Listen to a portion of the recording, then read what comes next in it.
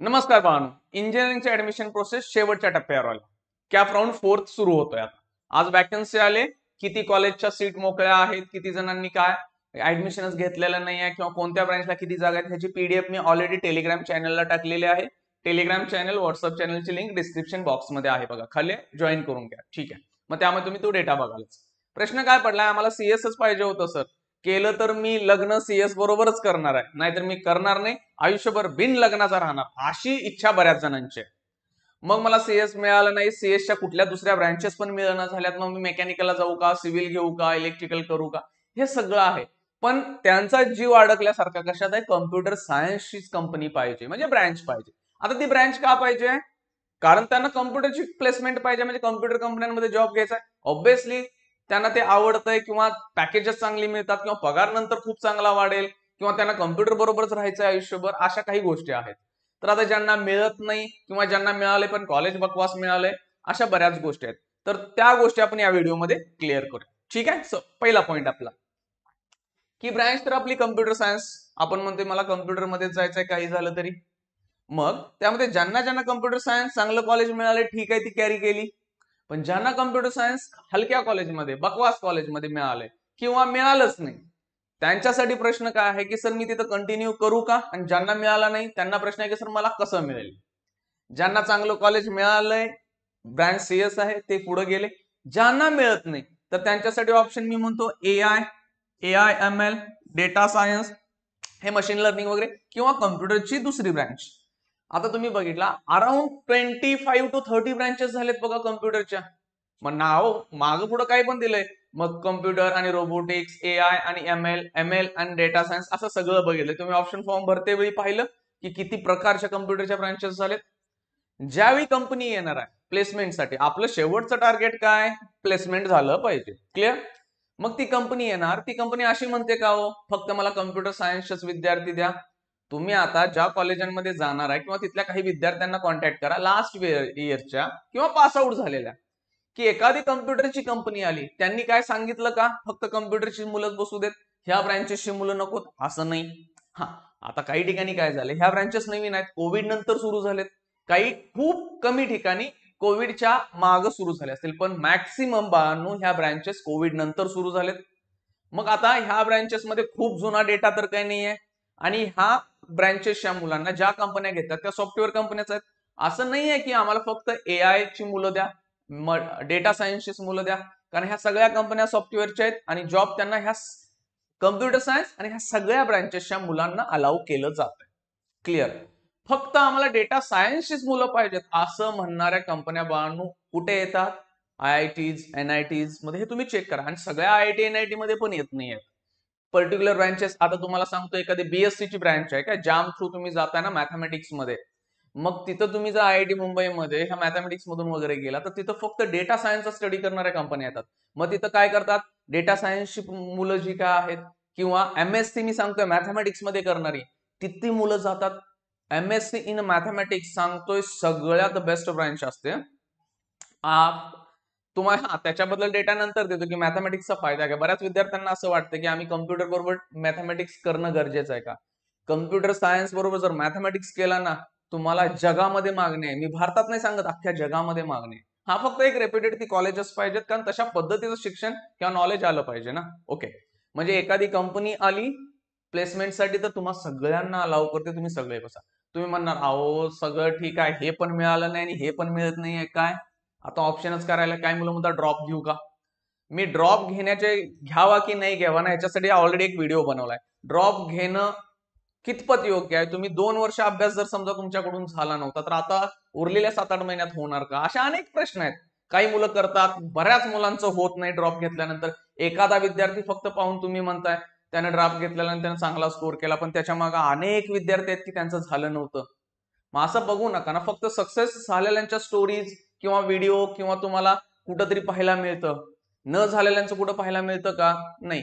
कारण 99% पडला असा एवढा दंगा होईल त्याचा की लास्ट पहिल्या वर्षी 12वी नंतर दिली 40% होते, गॅप घेतला, ड्रॉप घेतल्यानंतर 99 झाला. पण असे किती विद्यार्थी होते ड्रॉप घेतल्यानंतर ते 99 ला पोहोचले, पाहिलेत का कधी, नाही. त्यामुळे एखाद्याचं उदाहरण घेऊन तुम्ही सडन निर्णय घेऊ नका ड्रॉप घेण्याचा. ही प्रोसेस पूर्ण होऊ दे, पुढे निर्णय घेता येतील तुम्हाला. ठीक आहे सर. मग जे तुम्हाला कम्प्युटर सायन्स पण मिळालं नाही, ह्या पण ब्रँचेस मिळत नाहीत, किंवा मिळाले पण लय बकवास कॉलेज मिळाले, तर आणखीन ऑप्शन्स काय राहतात सांगतो तुमच्याकडे. जर दुसऱ्या अदर दॅन सीएसच्या ब्रँचेस कुठल्या, इलेक्ट्रॉनिक्स आणि एएनटीसी, म्हणजे आपण त्याला इलेक्ट्रॉनिक्स अँड टेलिकम्युनिकेशन म्हणतोय, या ब्रँचेसचे कोर कंपन्या खूप कमी येतात. म्हणजे इलेक्ट्रॉनिक्स किंवा त्याच्या रिलेटेड ज्या काही ब्रँच कंपन्या असतात, कोर कंपन्या म्हणतोय. कोर म्हणजे फक्त इलेक्ट्रॉनिक्स मध्येच कंपनी आहे आणि तिथं प्रोडक्शन असेल किंवा त्यांचं मॅन्युफॅक्चरिंग किंवा त्यांचं डिझाईन असेल, अशा गोष्टी फक्त चालतात, त्या खूप कमी येतात. मग ह्या मुलांना जॉब कुठे आहेत, सॉफ्टवेअर कंपन्या, म्हणजे ज्या कम्प्युटर सायन्सला येतात ना, तिथेच जॉब आहेत. मॅक्सिमम विद्यार्थी ह्या ब्रँचेसचे कम्प्युटर सायन्सला जातात. चेक करा, खूपच कमी कंपन्या आहेत की ज्या कोर कंपन्या ह्यांच्यासाठी येत आहेत. आता आहे ते आहे, भारतामध्ये इलेक्ट्रॉनिक्सचा हब खूप मोठा आहे का, हे पाहून घ्यावं तर लागेल. मग ही मुलं तिकडे जाणार, म्हणून तर आपल्या येतात सिलेबस. तुम्ही जर कम्प्युटर इलेक्ट्रॉनिक्स किंवा टेलिकम्युनिकेशनचा पाहिला ना, त्यांच्यामध्ये निम्मा सिलेबस कम्प्युटर सायन्सचे सब्जेक्ट ह्यांच्यामध्ये इंट्रोड्यूस आहे. आणि मग ही मुलं पुन्हा कम्प्युटर सायन्सला जातात. परत म्हणणार तुम्ही, बाबा हे पण मिळणार की आम्हाला, काय करू. मग तुमच्याकडे येतात ह्या सँडविच ब्रँचेस ज्या काय आल्यात. मग सँडविच ब्रँचेस कम्प्युटर इलेक्ट्रॉनिक्स मागं पुढं करून त्यामध्ये घ्या. अगोदर मी काय सांगितलं होतं तुम्हाला की सँडविच ब्रँचला जाऊ नका, प्रॉब्लेम आहेत, ऑब्व्हियसली प्रॉब्लेम आहेत. पण तुमचं काय म्हणणं, केलं तर लग्न कम्प्युटर सायन्सच्या कंपनीशी, नाहीतर बिन लग्नाचा राहणार, तशी कंडिशन आले, मग तुमच्याकडे पर्याय कुठे राहतात. मग ह्याच ब्रँचला गेलो. समजा ह्या ब्रँचेस खूप कमी कॉलेजांना आहेत, फक्त कम्प्युटरच्या रिलेटेड सँडविच ब्रँच उचला, त्या प्लेसमेंटला त्या कंपन्यांना बसू देणार आहेत. परत म्हणा मग मेकॅनिकल किंवा अदर ब्रँचेसचं काय, असं सांगतो तुम्हाला, मॅक्सिमम सॉफ्टवेअर कंपन्या ज्या येतात, मी म्हणेन 95 to 97% कंपन्या ज्या काय येतात, त्या सगळ्या कंपन्या सगळ्या ब्रँचच्या मुलांना अलाउ करतात. का, ज्या टॉप लेवलच्या कम्प्युटरच्या कंपन्या आहेत ना, ज्या टॉप कॉलेजना बेस्ट इन्स्टिट्यूट मध्ये येत आहेत, त्या काय म्हणतात की नाही बाबा, आमचं पॅकेज 15 लाख 20 लाख 25 लाख आहे, आम्हाला फक्त आमच्या कंपनीच्या पॉलिसीनुसार आम्ही कम्प्युटर सायन्सच्या मुलांना अलाउ करणार किंवा कम्प्युटर सायन्सच्या ब्रँचेसना अलाउ करणार. मग बाकीच्या कंपन्या मी म्हणतो त्याच्यात 2-4% कंपन्या असतात जी हेवी पॅकेज झाल्यात. बाकीच्या सगळ्या कंपन्या, एक्झाम्पल TCS असेल, इन्फोसिस वगैरे ज्या कंपन्या येतात, त्या कंपन्या असं म्हणतात का फक्त कम्प्युटर सायन्सचे द्या. चेक करा, ते ओपन टू ऑल, सगळ्या मुलांना ते अलाउ करतात प्लेसमेंटसाठी. मग मॅक्सिमम मुलं मेकॅनिकल सिव्हिलवाली जी काय असतील ना, ती प्लेस होत आहेत कम्प्युटर सायन्स मध्ये. ठीक आहे. मग मी म्हणेन तुम्हाला करायचं आहे ना, चला, तुम्हाला काहीच मिळत नाही, ड्रॉप घेण्यापेक्षा किंवा घरीच बसण्यापेक्षा ह्या ब्रँचेस वगैरे चला, इथं अभ्यास करा. तुमच्याकडे 2 ऑप्शन आहेत, एक तर ह्या कंपन्यांमध्ये तुम्हाला जॉब लागेल, नाहीच लागला कम्प्युटरला पण बसू शकताय, लास्ट इयरला बसून. तुम्ही म्हणा आम्हाला येणार कसं, हे बघा, ऍप्टिट्यूड टेस्ट असते, बेसिक ऍप्टिट्यूड टेस्ट, ती कुणाला पण निघते.